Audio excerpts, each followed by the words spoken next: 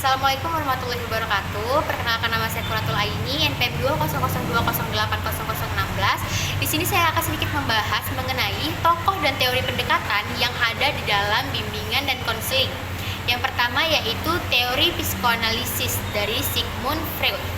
Sigmund Freud lahir di Verbier 6 Mei 1856 dan meninggal di London 23 September 1939 pada umur 83 tahun. Dia adalah seorang Austria keturunan Yahudi dan pendiri aliran psikoanalisis dalam bidang ilmu psikologi.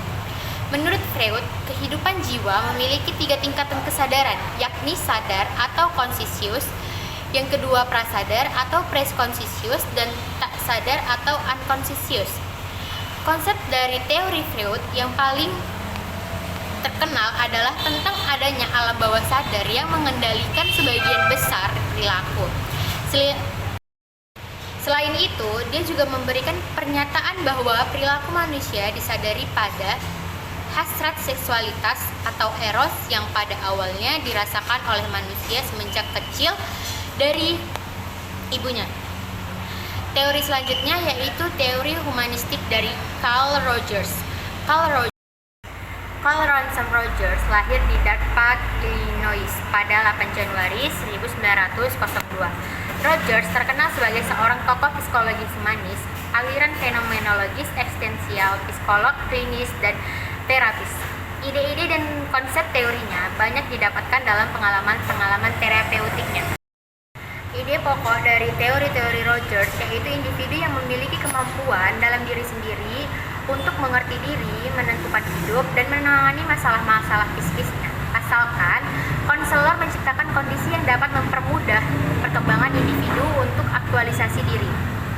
Menurut Rogers, motivasi orang yang sehat adalah aktualisasi diri. Jadi, manusia yang sadar dan rasional tidak lagi dikontrol oleh peristiwa kekanak-kanakan seperti yang diajukan oleh aliran Freudian, misalnya toilet training, penyapihan ataupun pengalaman seksual sebelumnya. Rogers lebih melihat pada masa sekarang. Dia berpendapat bahwa masa lalu memang akan mempengaruhi cara bagaimana seseorang memandang, dan masa sekarang yang akan mempengaruhi juga kepribadiannya. Namun, ia tetap berfokus pada apa yang terjadi, bukan apa yang terjadi pada waktu itu. Selanjutnya yaitu teori psikososial dari Erik Erikson. Erik Erikson lahir di Frankfurt, Jerman pada tanggal 15 Juni 1902, adalah ahli analisa jiwa dari Amerika yang membuat kontribusi utama dalam pekerjaannya di bidang psikologi, pada pengembangan anak dan pada krisis identitas. Ayahnya, Dennis, telah meninggal dunia sebelum ia lahir, hingga akhirnya saat remaja, ibunya yang seorang Yahudi menikah lagi dengan psikiater yang bernama Dr. Theodor Hamburger. Teori Erik Erikson tentang perkembangan manusia dikenal dengan teori perkembangan psikososial. Teori perkembangan psikososial ini adalah salah satu teori kepribadian terbaik dalam psikologi. Seperti Sigmund Freud, Erikson percaya bahwa kepribadian berkembang dalam beberapa tingkatan.